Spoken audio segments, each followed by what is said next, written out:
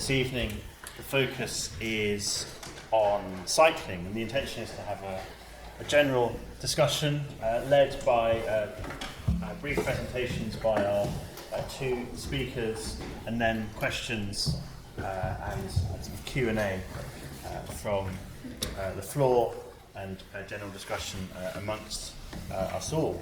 My name is Owen Hopkins. I'm the director of the Flower Centre. It's my pleasure to be chairing this evening's discussion.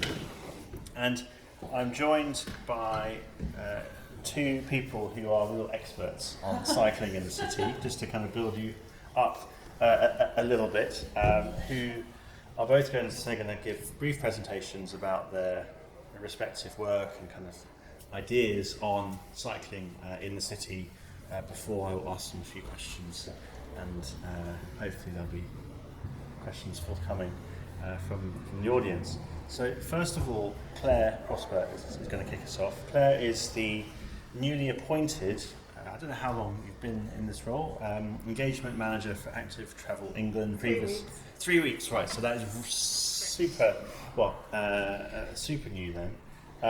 And Claire previously worked, and some of you may be familiar with her from her work at Newcastle City Council, where she was leading on the Levelling Up Fund and the High Streets Renewal. Prior to this, she was the secretary for the Newcastle Cycling campaign, and in that capacity worked to improve cycling conditions and accessibility.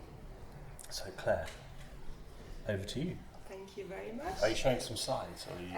No, I don't think we did slides. No, okay. I'm just happy to talk. Just talk, okay. Fine. I hope everybody can hear me.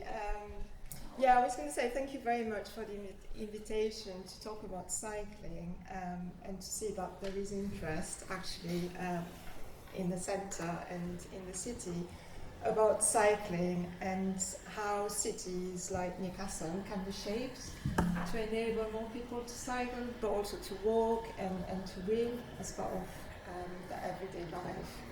And I was going to say, I also have a great interest in cycling and active travel, but actually I should be very honest and say I'm absolutely crazy about cycling. And my journey with cycling started as an advocate, as Owen said. I was involved about maybe 12, maybe even longer than that, in campaigning for cycling. And I've done a lot of community work and a lot of voluntary work in that field, rather than in a paid professional capacity. I'm not going to say too much about it because I think Lindsey is here today to talk about that. But I just wanted to say and share with you a couple of books I've read when I started becoming interested in cycling, because there's absolutely tons of stuff you can read about cycling. And I'll start maybe with the one which has the most controversial title, called Car Sick. That's 2006. I mean, people have written about transport and active travel for absolute decades. And this is a book from Lynn Sloman, who actually very recently, earlier this year, helped the Welsh government to put on hold all the big roads programs in Wales. So she's been at it for a long time. And I mean, the book starts by saying, transport isn't working. Well, it's still not working, I would add. But that was 2006. People interested in active travel and public health, energy, GLUT, which is, I think, 2009, and it's about climate change and the politics of fatness, and obviously talks about things like the era of the bicycles, but also things a little bit more current about reclaiming our neighbourhoods. That's 2010, I think. Then lots of academic books. This one is called City Cycling, so very relevant for today, but that's 2012. And a lot of discussions about the importance of infrastructure as a kind of enabler for cycling. A really lovely book called Beauty and the Bike. I don't know if people have heard about it. that's actually about two groups of teenage girls, one in Darlington, very near Newcastle, another one in Germany, in Bremen. And it just asks lots of really interesting questions, got lovely pictures, and there's a video as well. But the first question is, why British girls stop cycling? And then you've got an answer a little bit later saying it's the infrastructure, stupid. So, I mean, I would really, it's a lovely story, and the little kind of film is great as well. Then more recently, I think it's 2017, Peter Walker writes a lot for The Guardian, wrote a book called Bike Nation. I love it. It says how cycling can save the world. So, it just explains why, I am crazy about cycling, and a lot of other people are as well. And this is the book that Chris Boardman would have liked to basically write. And Chris Boardman, I don't know if people know, is the new commissioner for Active Travel England, and he's amazing. And then I'll finish with this book, because we're in the Farrell Centre and it's all about cities and planning and architecture. This is a really, really lovely book. I'm sure people know Jane Jacobs, who did a lot of amazing work in New York and American cities. She's there not just only posing with a bicycle, she did do a lot of work to reclaim space from cars and give it to people. So I'm just going to stop here and just maybe say a few words about my new role and my new job. So I started 3 weeks ago and joined the Active Travel England team. Active Travel England is a new executive agency part of the Department for Transport. It's a new agency, so it got set up last year in August. So it's really new, but it's really about scaling up the capacity, the expertise, and also the investment in active travel at the national level, and it's a true reflection of the commitment from the government to do that. So we used to have like about 10, 12 people in DFT doing active travel, working on active travel. Now we've got nearly 100 staff. So the key objective of the agency is for like 50% of short trips in towns and cities to be cycled, walked and wheeled by 2030. So currently I think it's about 41%. And we've got 4 objectives. I'm going to have to check. I don't want to miss any. One is about improving the standards around cycling infrastructure and investing in active travel. And I've been supporting local authorities, planning authorities, transport authorities in designing and building quality cycling and walking infrastructure. The second objective is about integrating active travel in the planning system, and today is a very special day for us because as of today we became statutory consultee on large developments. So it's the first time this happened, and it's for specific kind of planning permissions, so there are some thresholds attached to that. We also want to provide opportunities for people to try active travel, and everybody, people of all ages and abilities as well. So it's combining investment in infrastructure with soft interventions. And then finally, we've got a data team, and we want to really kind of transform the way we use data to make a case for cycling. So that means developing tools and platforms to help local authorities and combined authority to make a case for active travel. So I'm going to stop here before handing over to Lindsey, but my role is a regional engagement role, so I'm the main point of contact in the North East and Tees Valley for Active Travel England. And obviously I'll be doing a lot of work with local authorities, combined authorities, but also any organisation interested in this agenda. I'm sure universities, placemakers, developers, because the only way we can succeed is by working together. Over to you. Terrific. So I will now introduce Oh. Lindsey. Yeah. Lindsey Davey, who's speaking about Kidical Mass, which is focused on encouraging and enabling people of all ages and abilities to take to the streets, to cycle, to wheel, and also to scoot. And they have responsibility. They're responsible for large-scale cycles throughout the city, which I'm sure some of you, in fact, maybe all of you, will be aware of. So, Lindsey. Hello. I don't know how many of you have heard of Kidical Mass, so please forgive me for just doing a little bit of background first. The video that's running on a loop is from our Kidical Mass ride that we did last September. So briefly, if you've not heard of Kidical Mass, you might have heard of Critical Mass, which started back in 1992, I think, in America. It was an idea that if people who wanted to cycle who didn't feel safe would gather at the same place at the same time once a month, cycle together on roads that previously they wouldn't feel safe in, but in a large enough group they would feel safe. So Kidical Mass is a play on words, and the first Kidical Mass ride, which is more aimed at not aimed at children and families, but children and family friendly, so shorter distance, slower ride, that sort of thing, was back in 2008. Since then it's spread all across the world. There are Kidical Mass rides everywhere.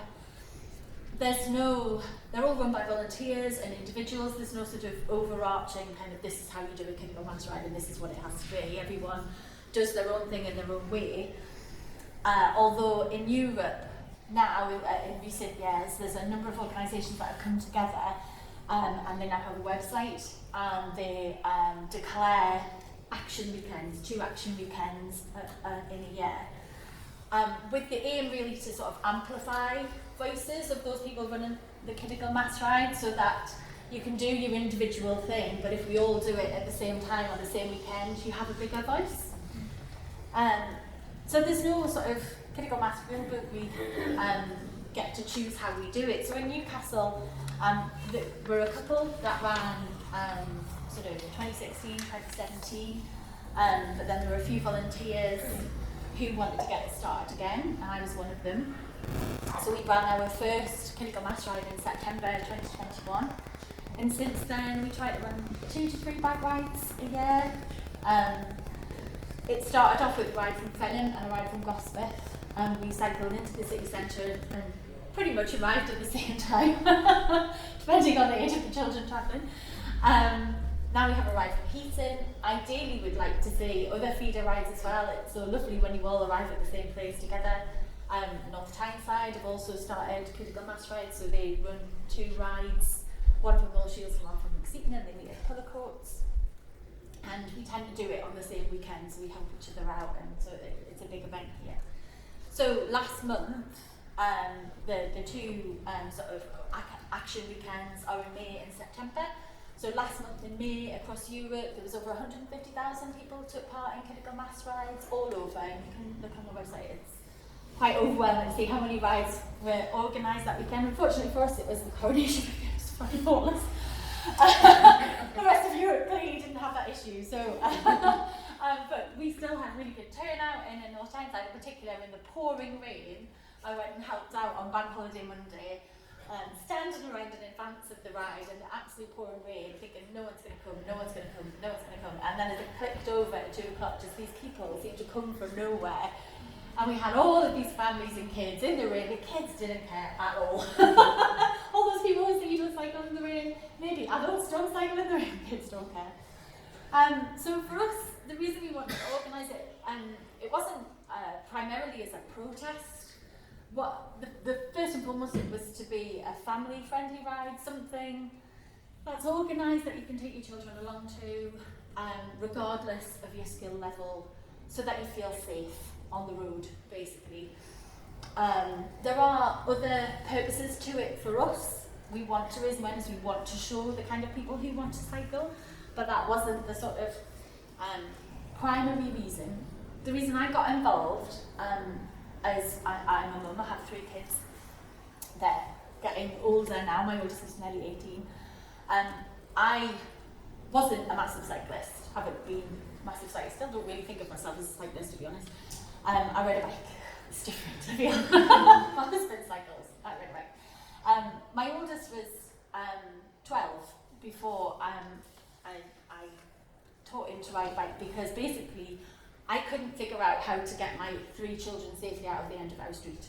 Our street's quite quiet, but it's a major main strategic road on the outside, lorries and buses, and I just thought, well, there's no point. Where would we go? How could we get there?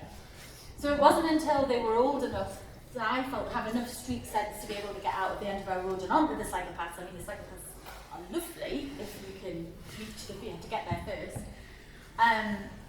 That we started cycling, and it became very apparent to me. I had been riding bikes since I was 10, but riding with children in particular is a whole different experience, particularly if you're on your own. To riding independently, it really is a different way that you have to cycle very defensively, and it's a different way of keeping them safe at junctions and at traffic lights and all that kind of thing. And I hadn't really appreciated that until I started doing it myself, and that was part of the reason why I became involved in Kidical Mass. I think the general sort of public opinion for people who don't ride bikes, and I do know some of them, seems to be that cycling is for people who wear lycra, mostly men, either trying to get to work or going out for a jolly ride in the countryside on the weekend, and they don't think of it as something that people do, just like ordinary, everyday, all the kinds of people that there are. And I think part of that is a kind of survivorship bias, because if we've got a really hostile environment, the only people who will use that hostile environment are people brave enough and fast enough to do that. And so they're the ones you see. So you just think, oh, okay, that's the kind of people who cycle. Well, actually, the purpose of Kidical Mass is to show that a whole range of people, a whole range of ages, will want to cycle, can cycle, would love to be able to cycle. And for me, particularly because it's focused on children, and just have a bit of a focus on children, that feels really important. Because for me, children just have no voice in how their space is used. And it is theirs. It's theirs just as much as it is ours. It belongs to everybody. But they're literally not consulted or talked to at all. And I can't think of any other vulnerable group that doesn't get a say at all. Like if they can't do a consultation, you have to be at least 16 to respond. You don't get to say what you think. And so the joy for me of Kidical Mass, as you can probably see on the video, is that for one afternoon, those kids get to use that space that is as much theirs as everybody else. And they get to cycle, not worrying about, the cars coming or anything else, because we've got marshals to take care of all that. And it's just so joyful to see we've had little kids on balance bikes. The last ride we did in May, there's a bunch of lads at the front, just little kids like 6 and 7, chatting to their mates, poo jokes. It's just so glorious to see them really chilled. And do you know what I mean? And enjoying that space without that stress. And I think, for me, it feels like a failure of our city in particular, because I'm, thinking about Newcastle, that they don't feel that every day, that there isn't an environment where they feel that safe, that I think they deserve it as much as anyone else. They deserve that independence and that freedom to use that space. It shouldn't just be about the adults. And that's what we're trying to highlight. So we invite councillors and politicians to come along or to watch our videos and to show them there is a need, there is a desire, and just because you don't see people doing everything, it's because they're not feeling brave enough. That doesn't mean that they don't want to. So so that's why we run the Kidical Mass rides, if anybody would like to know any more. I think it's a really important thing for me to be part of. I find it incredibly joyful to take part in the rides. It's so lovely seeing their little faces when we get to the end. I think my favourite is the little boy came to North Tyneside and to Newcastle. I think it's about 3 or 4, and the tweeniest little bike I've ever seen ever. Sunglasses, and it doesn't matter how slow you are, because we've always got someone at the back who will hold. Do you know what I mean? We always wait. Everyone stays together. We've got multiple places where we can all catch up, and he just pedalled and chatted the whole way, and it was just so lovely. So yes, more of that please in Newcastle. Every day. Yes, every day, not just twice a year. Thank Thank you very much. So, as promised, opportunity for questions. If there are none forthcoming, I will kick things off. So, thank you both for really kind of interesting and sort of stirring talks, and for the reading list. I'm sure we can collate that and circulate that, make that available on the website. Thank you so much. One of the questions we asked in the blurb for this event is, what does a cycling city look like? So what does a cycling city look like? Does it look like one of these Kidical Mass rides, but just taking place every day? Maybe it does. And what do we need to do to get there? So, big questions to start with. And the Scottish one. Yeah, I mean, to me, a cycling city is a city where, you know, people of all ages and abilities cycle, and that's exactly what Lindsey was talking about. It shouldn't be just specific kind of part of the population that cycling should be everybody. And I think when I think about Newcastle, and it's been on the journey, was going to mention actually in terms of, you know, how much Newcastle as a city has done for cycling. Probably people don't know that it's been something that the city's been trying to promote and do for a long time. And I brought with me the first cycling strategy of Newcastle City Council, and I was going to ask you to tell me when you think that was produced. Any guess? I mean, I'll give it to Lindsey maybe at the end, but also have an amazing map. I don't know, I love maps as well, books and cycling. But, you know, this is I don't think it's got the date on it, but this is the very first. Zach is going to look at it and be horrified. Not much on it, to be honest. But you should. Fairly blank map, isn't it? Yeah. It was a start. Anyway. When was it? 80s? 1996. Not far, 1998. Wow. That's pretty So 25 years ago, we had a cycling strategy in Newcastle, and then another one following that very first one in 2011, 2012. So that's this. So you can tell it's just finished. So, and I mean, there's some really interesting thing, and the will was there to create a cycling city.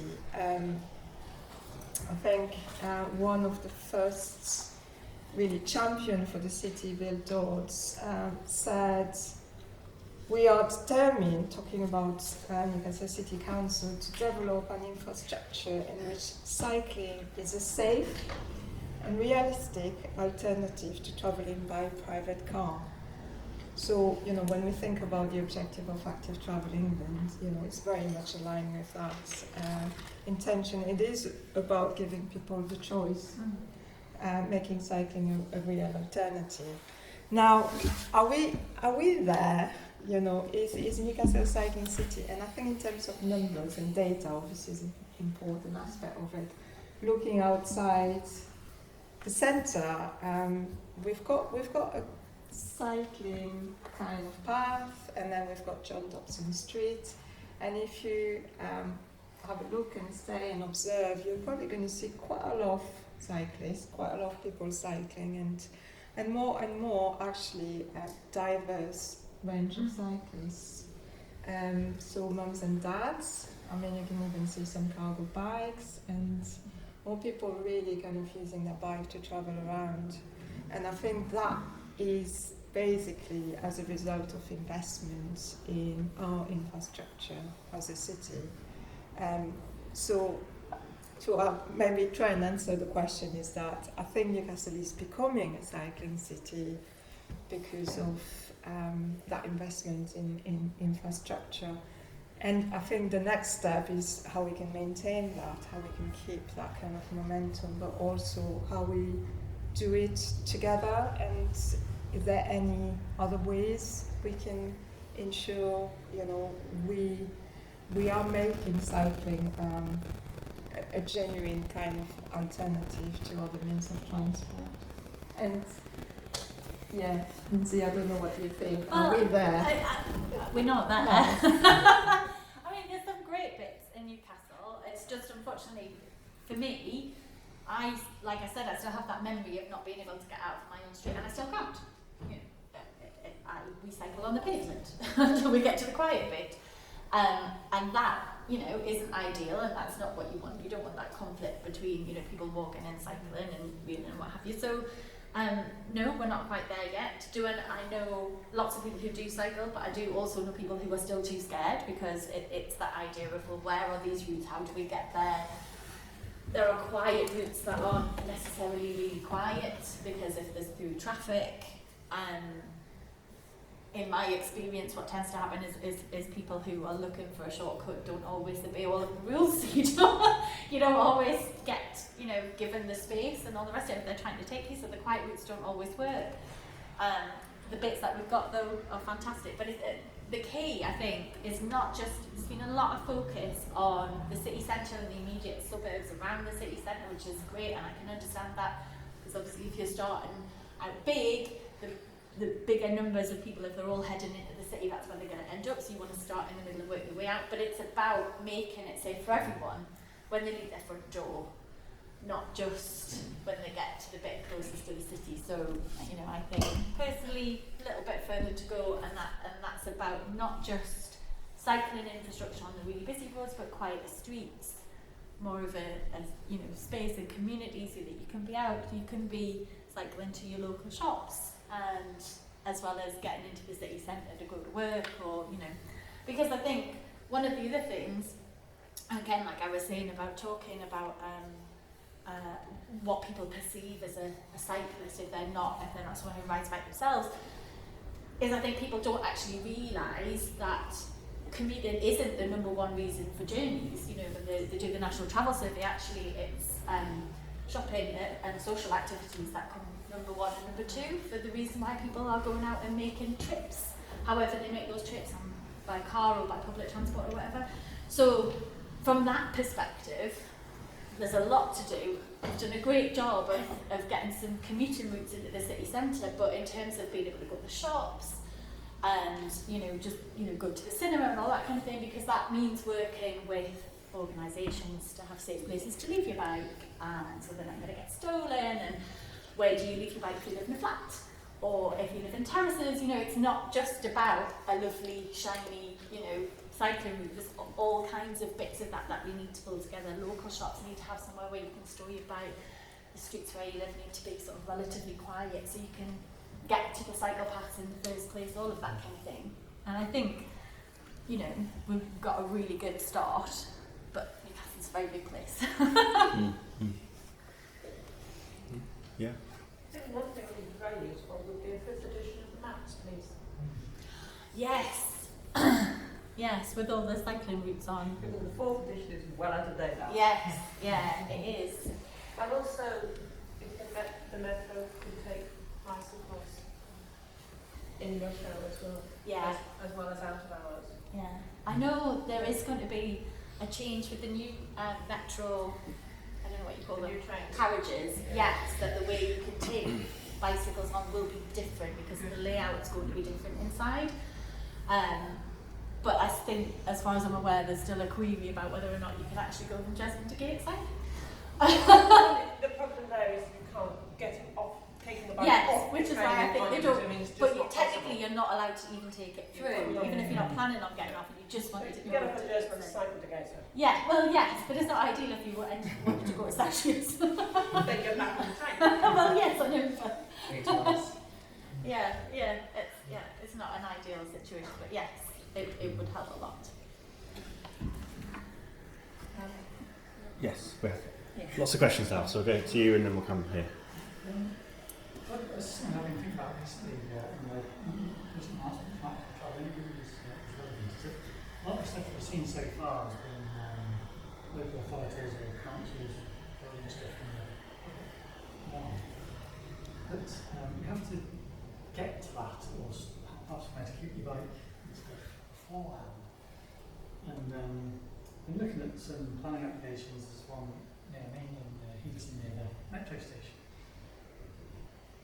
I do a place close to the city, close to public transport and things. Next to reasonably good cycling routes into the city. And they even say in the application, developers, they don't want as many car parking spaces because it's a low driving area. What they mean is they don't want to pay. Use that as an excuse. Even though they acknowledge that, they've done the bare minimum of cycle storage, which is I can't remember the dimension, but it's especially a cardboard shed. You can fit one bike in, or possibly two, but you'd have to take one out to get rid of them. Yeah. And I just wondered how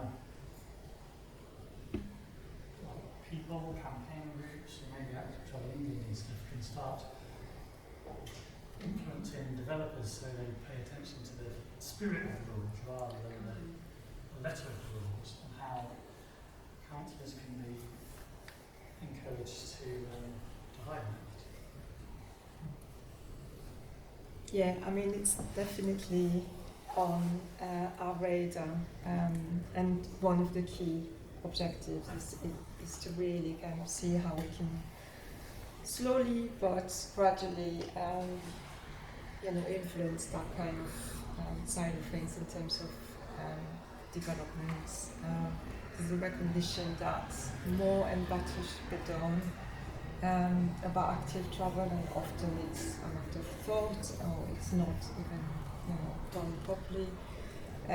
So the first thing that active travel basically will be able to do is to actually comment on planning applications. I think the thresholds are 150 houses. Just need to check. Yeah, 7,500 square meter of floor space, commercial, and areas of over 5 hectares. So they are kind of large developments. So, but that's the start, and also appreciate that this is almost the end of the process. When developers submit a planning application, it's very difficult to really change them. But there's also an aspiration to get involved and to start having those conversations with developers, so that they start to take active travel a lot more seriously. But we all need to do that. I think local authorities as well, and people who live in those local areas that would be affected by developments. I think everybody has a voice. Yeah, absolutely. I agree as well. I think it's about all of us repeatedly saying the same thing, because in my experience, like you said, developers are in it to make money, and if they think they can get away with it, and if they think that people will buy it regardless without really thinking, and that's the issue that we have, because if you look at the kind of cycling levels in other countries where the infrastructure is really good, there are loads of people out there who currently aren't riding bikes, who in 10 years' time may well be riding bikes, and they don't even know it yet. So we can't expect them to go, oh, well, hang on a minute, I'm not buying that because, so it's about, being heard and getting those voices and planning for what we want to see, and not even just what's currently here now. But yes, I think those voices need to come from a lot of different places, so that, like you said, you're looking in your local area as well as campaign groups, trying to be heard on that issue as well. We've talked a lot about infrastructure. I mean, is infrastructure the thing that needs to change fundamentally? I mean, what else can be done, given that it's unlikely that every street's going to have a cycle lane, even busy streets that really should. It's obviously going to take a long time, if ever, that we'll have the infrastructure that we want or we need. Like what other things can be done to get more people cycling? If infrastructure is going to take time, and in fact, what's going to get infrastructure built is arguably more people cycling, isn't it? I think that's a chicken and egg situation. Well, it is, yeah, but that's where we are, isn't what it? you want, rather than it's a bit like that. I think there's a meme, isn't there, and there's some councillors looking at in piranha-infested river and going, oh, well, nobody swims across it, so I don't think we need a bridge. And it's like exactly that kind of, you have to build for what you want to see, not the other way around. But I think there are ways. It's not all about Dobson Street style, cycle lanes. That's lovely, and on main roads that's important. There are sort of slightly cheaper and easier ways of doing it as well. So you can have, like on Gosforth High Street recently, if anybody's seen north of Gosforth High Street, you can have bolt down curbs, and that works pretty well. It doesn't require a whole sort of refit or retarmac or whatever. And there are other ways of making sort of certain routes a bit quieter. So I have really sad bank holiday weekend where I went on holiday. I cycled all around Newcastle with my friend looking at bollards, actually.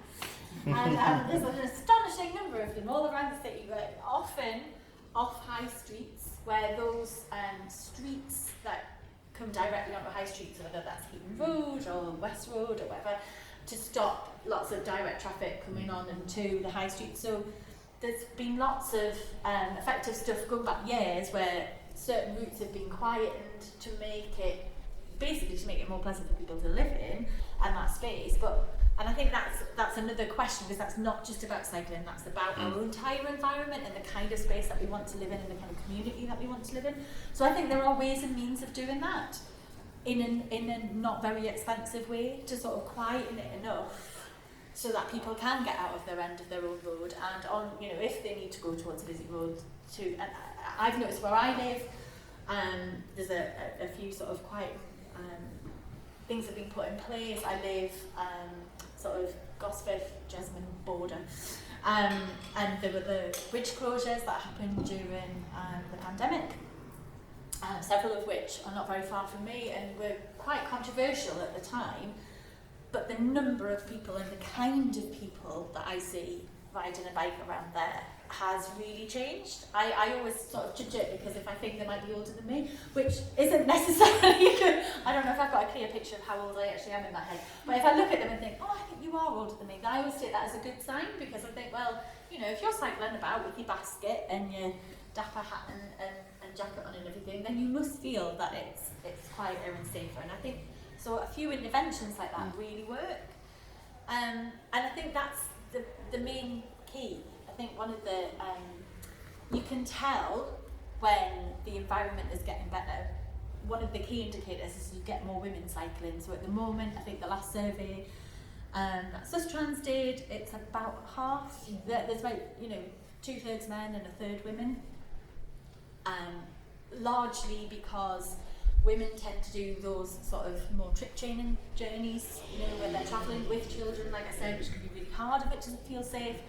Or they're, dropping them off at school and going off to work, and, again, not those commuting journeys where those long routes going into the city centre, but more dotted about, and your environment has to be safe, you know what I mean? And that is the key, really. If people feel safe, they will cycle. And I think there's lots of stuff you can do around education, and you can help people with cycle hubs, and you can support them to buy bikes, and you can help them figure out how to fix it, and all of that. At the end of the day, they don't feel safe, they won't do it.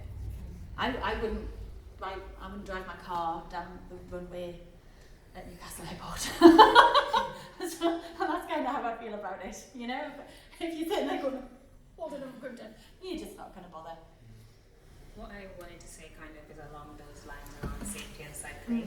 I think back in sixth form was when we did like this youth travel ambassador thing where they teach people like the rules of cycling. And that was probably the last time I even was on a bicycle, because I just was too scared to actually get on the road. So I'm just wondering, are there any programs where people want to learn about road safety and how to cycle on the road as a means of getting them more into it? Definitely, yes.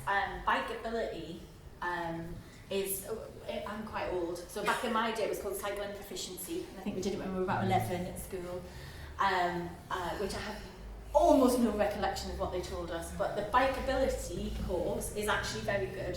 I did it with my kids, so I taught them how to ride a bike over the space of a fortnight a few years back, and then I booked them in on a bikeability course, and it's fantastic because it teaches you how to keep yourself safe. That's what it's all about. It's about how to, when to take the lane, not to ride in the gutter, how to make sure drivers will give you enough space, how to control it when they overtake you and that sort of thing. So I can highly recommend that if you're nervous at all. And then the other thing I would suggest there are lots of organised rides. So a bit of a plug, I run a... it's free, I don't know. I run a social ride once a month, the Newcastle social ride on Twitter. We started a few months ago, basically wrote my husband into it, we go for a little poodle, show you all the quiet bits of the city where it's easy to ride and we go to the pub, essentially. It's just my way of getting a date night. And this one, of course, as well. Yes, and this one, so we do ours the second Friday of the month, the last Friday of the month, there's one at the coast if you feel like a longer ride to get there. Is that the same Newcastle social ride? It's North Tyneside social ride. It's called North of Tyne, actually. Yeah. Social Yeah. ride. Yeah. Do you need your own bikes to do? Yes, because we just sort of turn up and cycle, but anything is kind of, and honestly, if you were really keen, I have a load of bikes in my garage. I have 3 children, we've got more bikes than actually can stick out, so I could probably sort somebody out who were really keen. And the other thing is there are like breeze rides, so British cycling, run rides, well I'm also a breeze ride leader, and there are loads of them, and they are lovely and friendly, and they go quite slowly, because like I said, I don't feel like a cyclist, so I don't do anything that really looks like it's too much effort or scary or dangerous. I leave that to the brave people in Lycra. I just go in my jeans. So yeah, I can highly recommend all of that. Thank you. Can I answer the question as well? That's right. So, what can be done except infrastructure? Why is infrastructure needed? And it's needed because people won't feel safe cycling on the road. And why is it feel safe? Like if you get hit, a lot of people who are involved in collision don't have a cycle again. A lot of reasons why people won't feel safe is because of the behaviour of other people on the roads. So maybe it's a show of hands. Who feels safer since the highway code change? Was it 2 years ago now? Who feels safer? I don't know. Right. That's a good point. So big things have changed where like someone going straight ahead on a side road, for example, or in a cycle in the edge of road, it should be given way to by someone turning in, because that's one of the big sources of collisions and dangers on the road. A lot of the collisions between cyclists and vehicles were someone turning across their path and hitting them from the side, turning to the side road, just not checking mirrors or whatever, who are lazy. So I think some of the things that need to change is culture, in a sense, and we already have some things that have changed, but that's very much like a central government thing that changed the highway code. But some police forces, have been taking on this, you must pass with 1.5 meters, and enforcing that and doing driver education on the side of roads when they've been observing people overtaking too close.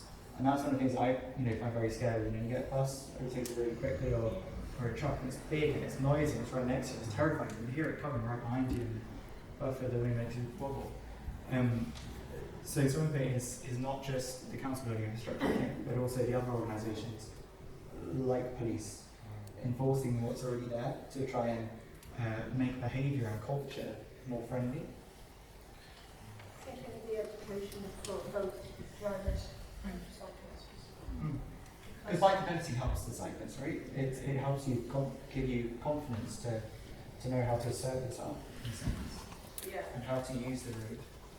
And unfortunately, one bad cyclist or one cyclist who doesn't stop at a red light or signal, it gives all cyclists a bad name as far as the drivers goes. Yeah, it's a weird one, that, isn't it? Because like my car was written off by a bloke who drove through a red light, and yet I don't look at you all and go, "You're all drivers, you're all terrible." It's not like that. In fact, I think the statistics that came out, Northumbria Police produced a whole bunch of statistics on the kind of people who are unlicensed and un-MOT and all the rest of it, and it's about 3% of drivers. Now, on the positive side, the majority of drivers are clearly quite good, and they do, insure their cars and stick to the rules and all the rest of it, and it's the 3% that, are causing the accidents and the problems. But we don't look at all drivers and say, you shouldn't be here, that's all wrong. It's not like that. So it's the same with people riding a bike, I think.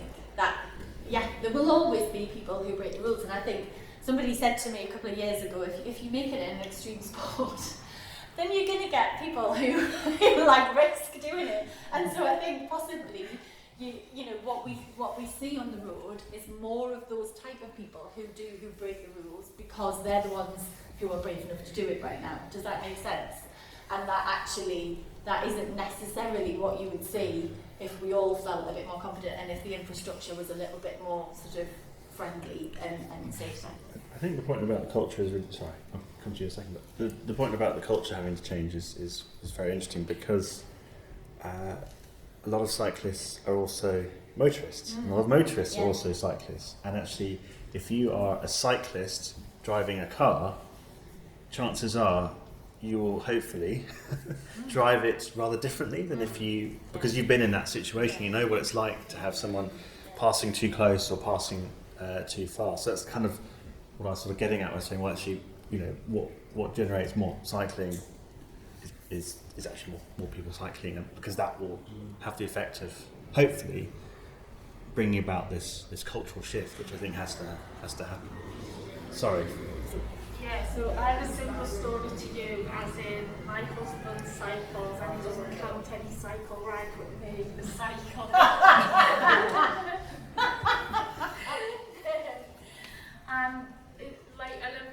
So a background to us as well, we actively chose not to drive in the 90s as a choice to do. So like we use public transport and things about.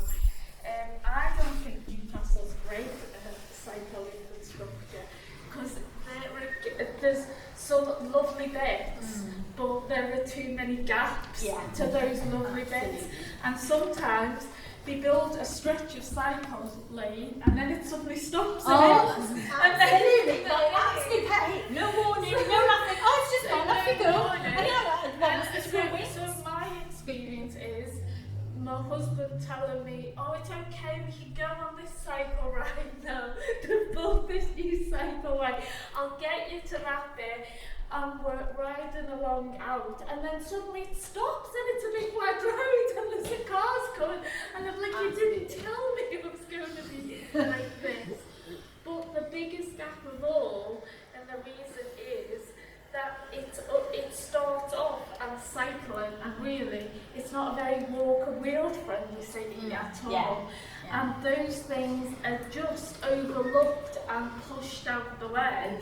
And until you resolve it getting, starting at the basics and getting the walk to wheels right, like being able to get out your road and concentrating on those things, there always will be gaps. And those things will come. I agree, and I think there's a lot of stuff that we could do to improve walking, and particularly even my daughter has to use a wheelchair at the minute, and so I have discovered how bad dropped curbs are. Even in a buggy, when I was pushing a double buggy with like 2 kids in it and a toddler on a buggy board, I did not find dropped curbs as bad as I do trying to push a wheelchair with them. Wow. And it is hard work. So yeah, absolutely, there are a lot of things that we do, but again, a lot of the things that's about money. It's about the money to put in proper drop curbs or raised tables on all side roads, which I think could be game changing. But it's not only the money to put them in, but lots of them are unsafe because cars are parking on them and ruining them and making them unsafe. Because there's too heavy of a vehicle that has gone over it, and then there's no money to repair it, and that is the big problem. Is that it's just seen as a right to have a car and an expectation to have a car, and now it in some ways, to make it viable to get to a job or to work, the cheapest way to do that is to own a car. So we've got everybody with lots of cars, and then that ends up ruining the infrastructure for all the other things to happen. And that does have to change on a radical scale. And I don't know if that's necessarily like a local government thing or a national government thing, because I think there is an assumption if you own a car, you can pretty much park it wherever you like for free, and whether that means on the pavement, and that we should never, disrupt the road wherever possible. If we can just block the pavement, that's fine. You can have. I literally had it today walking home, and me and my son were walking down the middle of our street because there were so many vans just completely blocking the pavement. And I have had words, because when you push a wheelchair, that is not easy. It really is bad enough when you're walking, especially with little kids. But with a wheelchair, it's an absolute nightmare, and I don't think people appreciate it. I think, to be kind, I think most drivers are trying to think, oh, we're doing the nicest thing by not blocking the road as much and not making it difficult for, you know, two cars to get past or whatever. I really don't think that they're thinking about what it's like to be walking on that road. Yes, that's what I think as well. Yeah. And I'm absolutely with you on the wheelchair, but also how those kids access transport and being able to get out independently of themselves. Because that is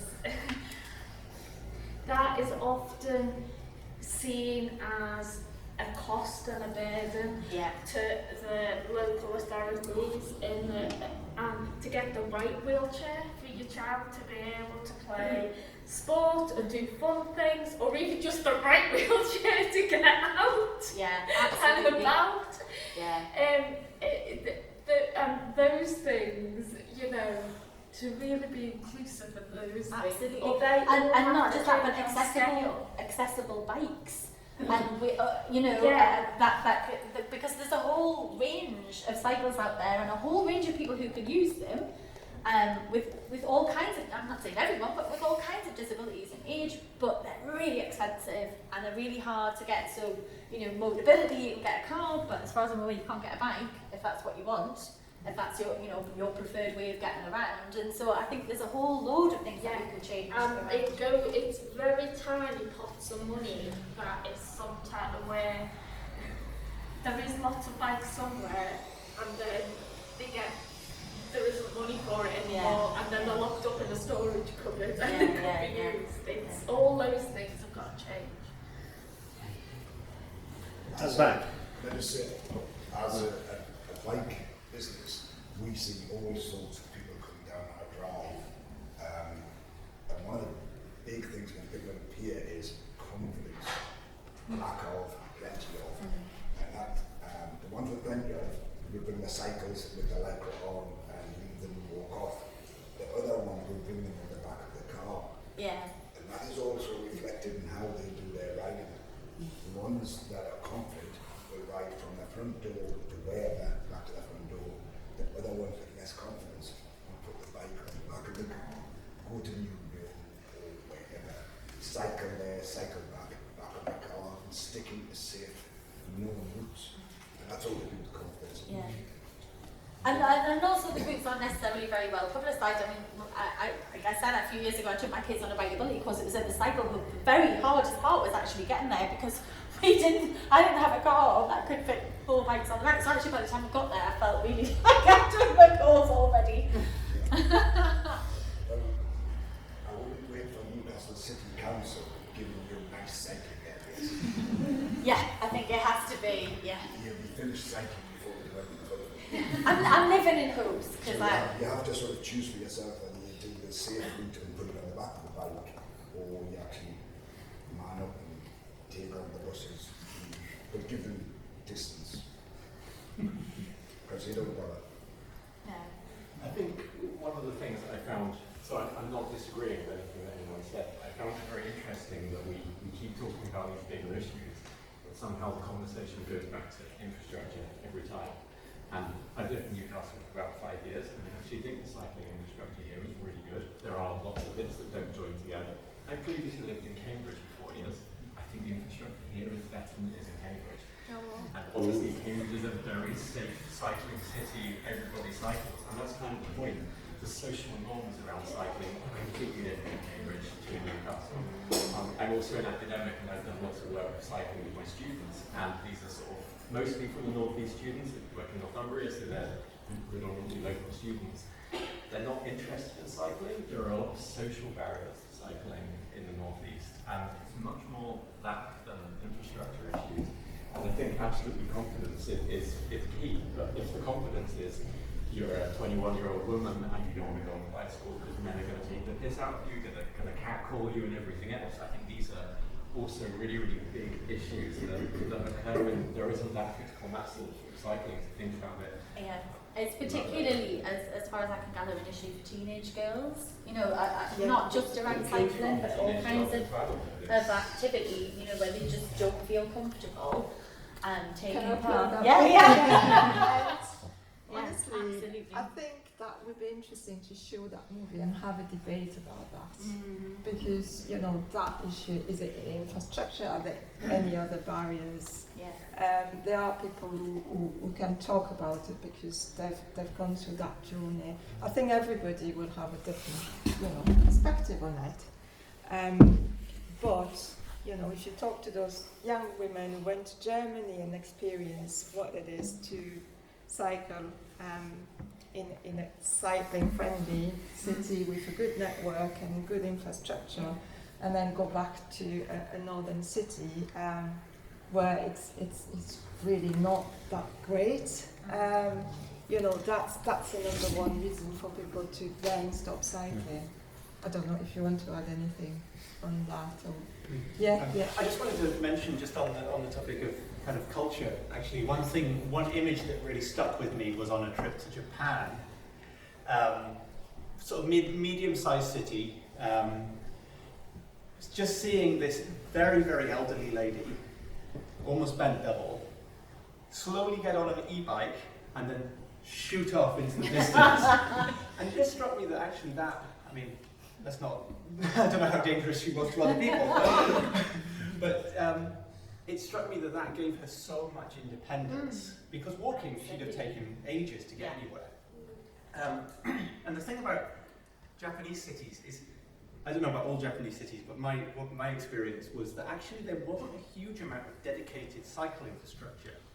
Most streets were often kind of shared use. They didn't even have pavements. There were some painted lines on either side, but basically you had cars, pedestrians, cyclists all using it at the same time.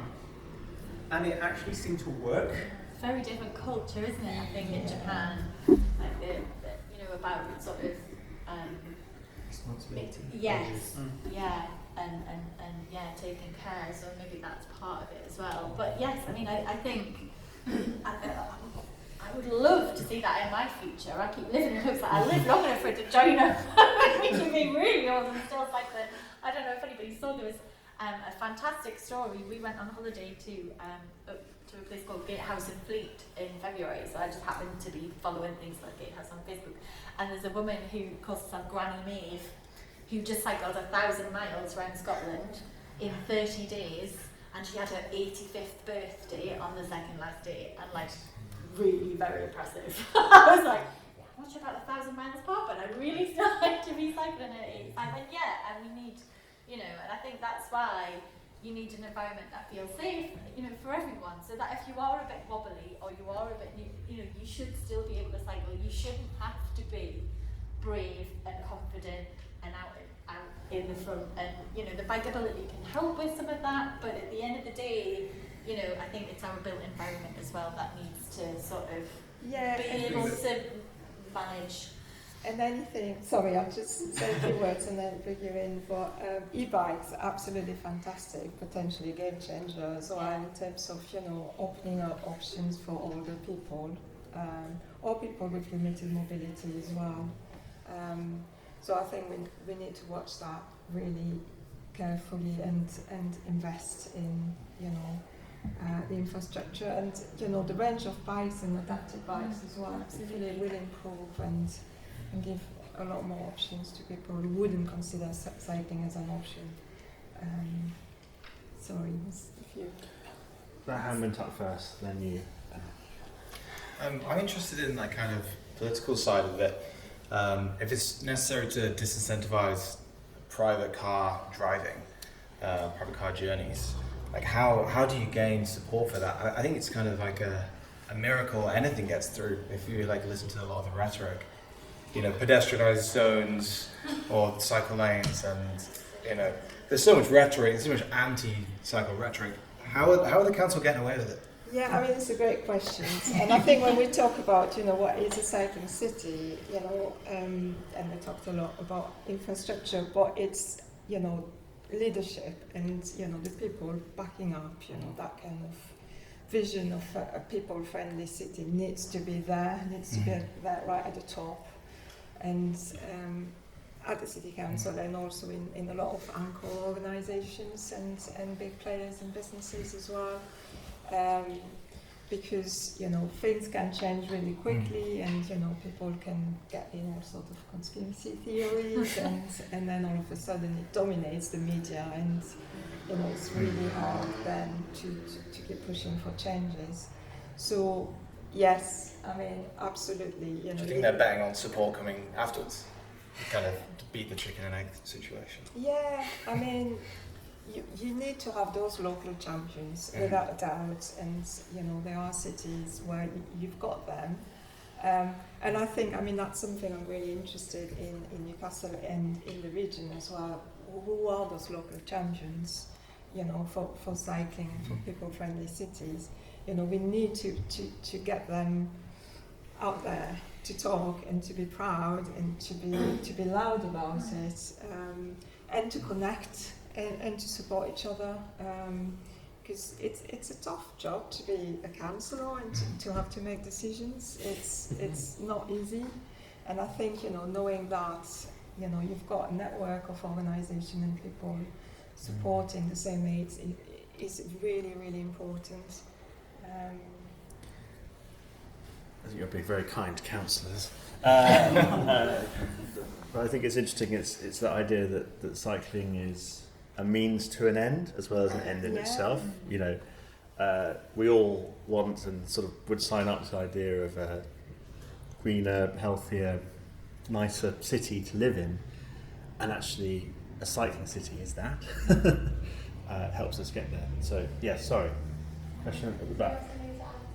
I was going to add one thing. I think on the political side, I think the way councillors or the council engages with the public about the changes they're making and stuff, really needs to change as well. I think a lot of it is we're imposing these changes on you without consultation, without properly engaging with people, and that allows space for people to be angry and for socialists, for conspiracy theories about socialism and whatever else, to fester because they don't feel like they're being represented or they're being spoken to. So I think that's a whole problem. So,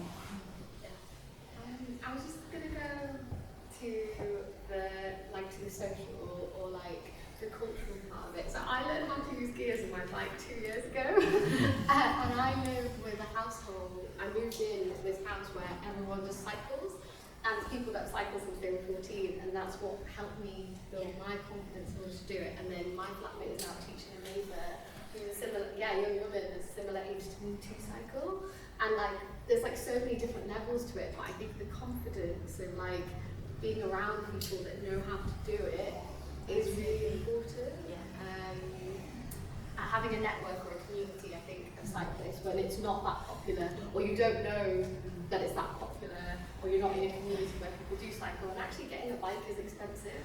So there's so many different levels. Or getting the right kind of bike, something that fits you and understand. And I think as well, it can be off-putting for people who think of it as a sport as opposed to getting around, because that can feel like quite a big I need proper clothes and special things, and sort of being around people who can cut through that, I think is a massive. And there are organisations trying to do stuff like that. Like I said, there's British Cycling does breeze rides for women and guided rides, and it sounds much more formal than it is. I think the problem is the title British Cycling. I don't think they help themselves really, but they are trying to get sort of more input with community cycling, but being around people who know.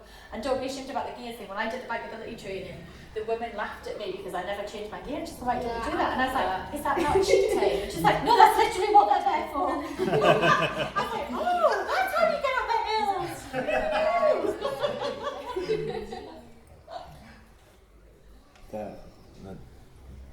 I'm really interested in the strategic objectives for active travelling, because it was very exciting when it first got announced. And I mean, I work for the Gateshead Council, and we've got 1.4 million for an active travel social prescribing pilot that's it's in the plan at the moment. But you said like about all the other interventions that are coming in. I don't still have an understanding in terms of the strategic priorities for that 2 billion that's going to be ultimately spent. So that's the first part, and then the other thing is the issue around the local authority active travel capability ratings. As somebody who sort of spent most of their career working in health inequalities, saying that the lower rated councils are then prohibited from future rounds of funding. So it seems like we're going to end up with quite a disproportionate or a big issue with equity with regard to cycling. If, say, those councils who've been rated poor, and there was a bit of uproar about that, what's going to happen with them in terms of, because they've already got, if they're rated poor, what's their opportunities to kind of pick themselves up? And it seems a real shame, because I mean, obviously we have inequalities in terms of infrastructure in Newcastle as an example already, but more interested, I guess, nationally, that that's going to potentially become quite a problem with this huge spend that's on the horizon. Yeah, I'll respond to both points. I mean, the social prescribing pilot is one of those kind of interventions that Active Travel England is supporting, which is basically working with GPs and health professionals to try and kind of get people to cycle and walk because of the health benefits.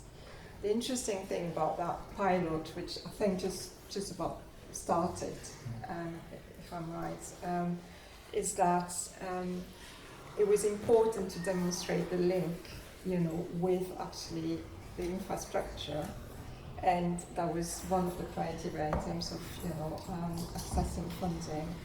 And then recently, I think last week, when Active Travel England announced funding, the fourth tranche of funding, Gateshead got some money for a scheme which is basically linked to the social prescribing pilot in the area, which I think is Gateshead, Fulling area. Yeah. So, because I think we need to talk about everything together. It's not either infrastructure or training or encouragement or any other kind of soft measures. It's the two together, really. As much as possible. When we invest in infrastructure, there should be some messaging to come with it. The engagement absolutely needs to be a lot better to understand, how we can change the environment. And all those kind of measures, to help people realize that, being more active will have lots of benefits in their life. And the health benefits are absolutely huge. So that's the kind of social prescribing kind of side of things. In terms of the capability ratings, and it's very lucky in the Northeast, got a rating of 2, which is good, as well in Tees Valley. So that's definitely a good thing, and something we can build on. Now, having a low capability rating doesn't mean no funding at all. It just means that, local authorities with a low rating need to be realistic about what they can apply for. They're not going to get funding to do a super duper scheme, massive roundabouts, if they haven't demonstrated the ability to actually build quality infrastructure and they haven't got a track record. But Active Travel England would work with them to look at other schemes, maybe, it's crossings or pedestrian crossings that need to be added onto a route to school. So there will be different kind of interventions that we would be able to fund, even, if you've got a low rating. So that's an important consideration. And then the other one is that, yes, there's going to be inspections, and we're going to go out and look at what has been built and make sure, it has been built properly and up to the standards. But an important function of the inspectorate is also to advise and to help local authorities with the design. So that's going to be an ongoing process in terms of, giving feedback. If local authorities haven't been successful with scheme, they can get feedback, and not me, but the inspectors can sit with them and look at the plans and look at the critical issues that maybe some of the plans had and try and help them to address those issues. And that's a learning process as well. Is there anything though in place to help them though? Because I mean, it seems like an inverse impact of the levelling up fund. It's saying like, well, okay, if you've got a proven track record that you can do it, here's yet more stuff. I mean, those seem to be a good indicator of where most help is probably needed. I mean, are Active Travel England, are they going to have more inspectors going into those areas where it's needed most to sort of say, this, you need the support, and this is what we can provide for you? It's a choice, and that's something else we need to remember. We keep saying we're here to help, but if people are not coming forward and asking for help, we're not going to kind of charge ahead and impose on I mean, that's a fundamental point of health equity though, isn't it? I mean, it's if those communities which don't have the voices are less equipped to deal with challenges. So like you think in terms of local plans, those ones who've got people with great resources, high level of education, are better equipped to be able to make better local plans for themselves. Those who don't have that capacity lose out. So if it's a fundamental thing in terms of saying, well, you've proven you can't do it, unlucky, but we'll help you put in these tiny little things that might have a difference. As a start. As a start, but isn't it, I'm saying like, shouldn't there be a more concerted effort in those areas then to help them to kind of raise standards? I think possibly the problem is that, and correct me if I'm wrong, but my feeling is in those areas where there isn't the political will, I think you have a massive battle on your hands and Active Travel England. So, and I think that's one of the key things. It's not just about what have you done before, but if you don't have the officers who know how to put things in place and you don't have the political will to follow something through and actually put it in place, then it doesn't matter what Active Travel England do, because if they're going to decide that's not something that's going to go ahead, or they're going to pull it out because it's been unpopular, or do you know what I mean? Not necessarily. You've got highways who can get involved in that as well, so not all of them will be kind of really cross-cutting organisations who support these things. So, I mean,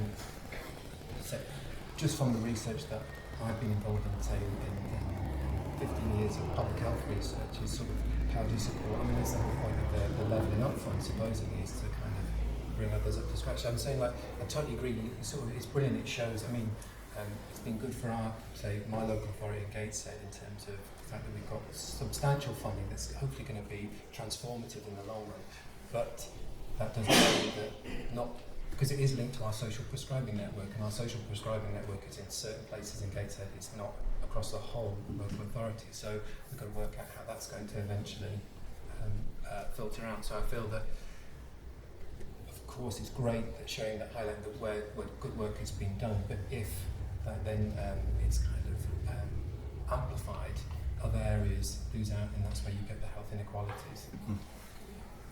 Last question, and penultimate question. I'll have a chance for one more after this. I won't put all the pressure on you. Okay, thank you. What's fascinating is there's so many issues and they intersect, and it's not a static situation at all. It's changing very quickly. But there's some common threads here. One is that there seems to be a lot of misinformation and misunderstanding, and also entrenched positions, as if cyclists against cars and pedestrians against bicycles. Since I got my bus pass, I almost never went on a bus. But one of the interesting things is that the things you overhear from other passengers. I'm not that long, I'm still cycling, but I do enjoy a bus ride. There was an old couple behind me, and you could hear everything they were saying, and they were complaining as we went through the city about all these things for the bicycles. And they were saying, the council is wasting our money on all these bicycles. And they were apparent, as I understand it, you know, this money comes from central government. You have to spend it on the bicycles, right? It's not for anything else. And they were saying they should spend it on this, they should spend it on that, and why are they wasting it all on the bicycles? Look, and I don't hear those sorts of conversations. Well, I hear them more than I used to. But I think it's revealing in a way that I think there's work to be done to let people know what is going on. And there's other things. One thing which really winds me up is when I walk down Northumberland Street and people zoom past on e-bikes. And they seem to be ignorant of the law, which means you cannot cycle down that street, and there's even some signs. And I've spoken with the people, I think some of it is not because they're trying to do the wrong thing. They may not know what the rules are. I think with that it's a bit like driving, isn't it? If it's not enforced and nobody else says anything, then and there are going to be people who want to get from here to here, and Northumberland is the driving and going around Dawson Street seems like a long way around of doing it, and think, oh well, I'm fine because I can avoid people. It's a bit like, I think, when a driver, if you're driving a car and you come really close, you feel really safe, so you kind of think, oh well, why would that person not feel safe? But it feels very different the other way, and it's exactly the same if you're on foot and someone goes past you really fast on a bike. But and again, it's But it'd be wonderful to have some things which would show you what good practice means. And for example, to put, when you were saying about the changes in the highway code, to make them real. What should people do? I think a lot of the time people don't know. And it's not always and they're not always obvious, badly intentioned. And then you've got these new players. I mean, who would have guessed that you'd have guys on Deliveroo zooming around on e-bikes? If you go some places, the most bikes you see are these Deliveroo guys. And some of them, I think, they go incredibly fast as well. They do go fast. But they should make Deliveroo Uber management responsible. Yes, they should. The cyclists, and that's what we've allowed to happen politically. But it's a new actor in the process, and this commercial imperative. These guys have got to go fast, otherwise they don't make a decent living. And some of them come from parts of the world where nobody rides a bike. Almost certainly the first bikes they've ever ridden is when they came here. There's a whole lot of dimensions to this. Just a final quick thought. I was at a conference a few years ago in Sweden, and there was a workshop about how they were changing the city and everything. And they said one of the really useful things we did, we set up a course for migrant women so they could learn to ride bikes. And this was local authority. And they did that because some of them wanted to be care workers. And the model of care work in southern Sweden was all about cycling between different, what they call it, patients' lives, the different people's places. And they said, well, we can't cycle. And they've never cycled. I mean, that's not uncommon. It's almost a cultural thing. So it's almost a cultural thing for like. Absolutely. So, who cycles and how they can change their status. And I'm rather enjoying being able to travel for nothing on a bus. I never used to do that. But then you see the world literally in the top deck of a bus. You see some crazy driving and crazy cycling. But we're also pedestrians. We're also cyclists. We're also. I do think, and I'm not excusing the whole going down Northumberland Street, but I do think part of it is that there is in the city in particular some cycling space, but there's a lot of shared space, and it can be quite tricky. I personally don't think the signage is very great. I have ended up on the pavement a number of times thinking, am I supposed to be here? Is this allowed? I've been told off very badly by an irate lady, and the sign was very clear. Shared, but she wouldn't have it. Well, and so I think that is quite confusing for everyone. I'm personally not a big fan of shared space for lots of reasons. And that being one of them. I don't think it's fair to put people in conflict like that for no reason. And so I know it is signed on Northumberland Street, because sometimes if you're not really specifically looking for it, you wouldn't necessarily notice. So, and if you're disabled or your eyesight or your hearing, absolutely, I mean, I agree totally. And the other thing, of course, the scooter business. And have you ever? I can count on one hand, I think, the number of these guys I've seen with a helmet on. Well, the helmet issue is something I wouldn't want to get into. I don't wear helmets. Let's stay clear of helmets. Last question at the back.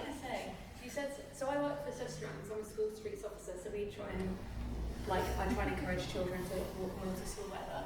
And you said just then about being on the top of the deck of a bus and seeing parts of the streets you didn't see before, and that's we talk a lot about safety and making people feel comfortable with cycling, but also I think, I get really nervous when I talk in front of people, making spaces make people want to make it change our streets, they feel like they're exciting to see, and incentivize it, not just make it seem absolutely how we treat our space and make it feel like it belongs to everyone, and make people want to cycle and be outside and enjoy nature. And make it a joyful experience, because absolutely, because when you have streets that are just bland and grey, one after another, it makes such a difference when you walk down streets that have a bit of planting. I cycled all around sort of Fenham and stuff on Monday, like I say, looking for bollard. But I also happen to find a lot of street planting in around Arthur's Hill and Fenham, where the roads have been sort of, I guess they were introduced as chicanes, maybe to slow down the traffic, but there's like really big brick planters with like trees and